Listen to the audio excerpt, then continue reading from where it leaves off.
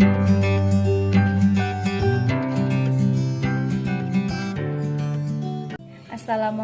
warahmatullahi wabarakatuh. Perkenalkan, nama saya Eftari Fidra Ilfa.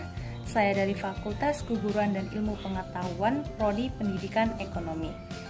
Di sini saya akan menjelaskan tentang materi paragraf, pemateri 2, yang isinya adalah jenis-jenis paragraf. Jenis-jenis paragraf ini berdasarkan fungsi, yang kedua berdasarkan letak gagasan utamanya, dan yang ketiga itu berdasarkan isinya.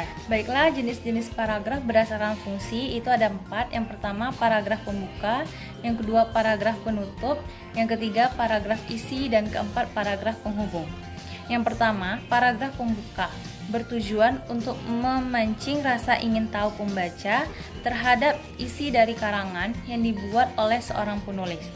Yang kedua, itu ada paragraf penutup yang biasanya berisi tentang kesimpulan, penutup, ataupun saran yang biasanya terdapat dalam akhir dari suatu karangan.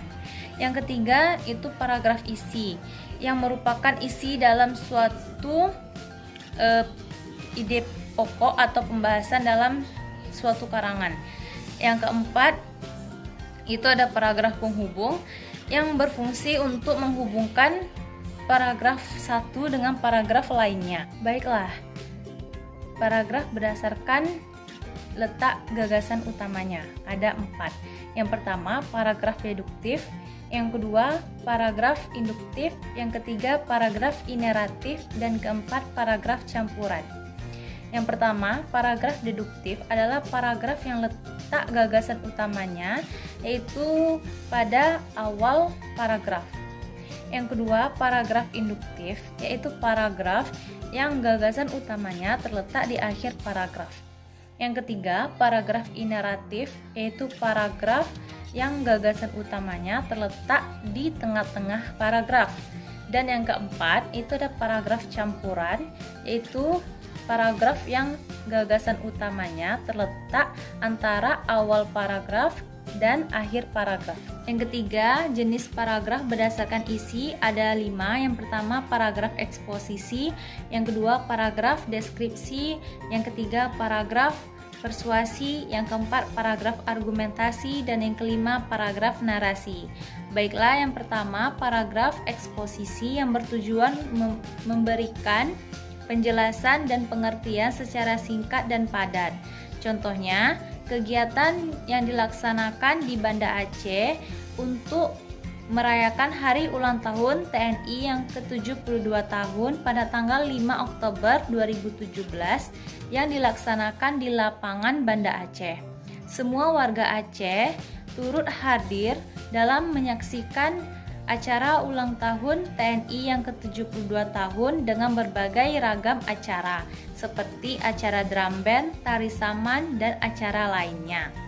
Jadi dari contoh tersebut kita mengetahui bahwa warga Aceh sedang merayakan hari ulang tahun TNI yang ke-72 tahun.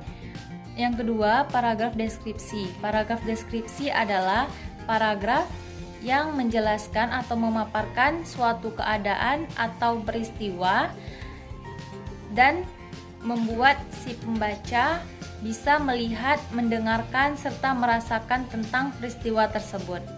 Contohnya, ketika ibuku membuat brownies coklat untukku, aromanya sudah tercium enak oleh hidungku. Dan ketika aku memakannya, rasanya manis dan membuat lidahku bergoyang. Sungguh enak brownies buatan ibuku. Nah, dari contoh tersebut kita bisa merasakan enaknya brownies coklat tersebut walaupun kita tidak berada atau tidak memakan brownies tersebut. Yang ketiga, paragraf persuasi. Paragraf persuasi ini berisi tentang bujukan atau ajakan dari penulis untuk si pembaca. Contohnya itu seperti seorang anak kutu buku, pasti dia sering melakukan membaca buku setiap hari. Nah, bagi siapa yang tidak membaca buku, maka pengetahuannya pasti tidak seluas orang yang membaca buku, seperti anak kutu buku. Oleh karena itu, biasakanlah membaca buku agar pengetahuan kita menjadi luas. Yang keempat adalah paragraf argumentasi. Paragraf argumentasi adalah paragraf yang meyakinkan isi dari sebuah karya tulis untuk mendapatkan informasi atau gagasan oleh penulis. Contohnya seperti seorang mahasiswa tidak mau membaca buku, maka akan sulit menjawab soal-soal dari dosen. Artinya, dari paragraf argumentasi inilah kita bisa yakin dengan isi karya tulis yang dibuat oleh seorang penulis, atau bisa juga kita sebut dengan pendapat dari seorang penulis. Yang kelima adalah paragraf narasi. Paragraf narasi adalah paragraf yang menceritakan suatu peristiwa atau kejadian yang bertujuan untuk membuat si pembaca terhibur.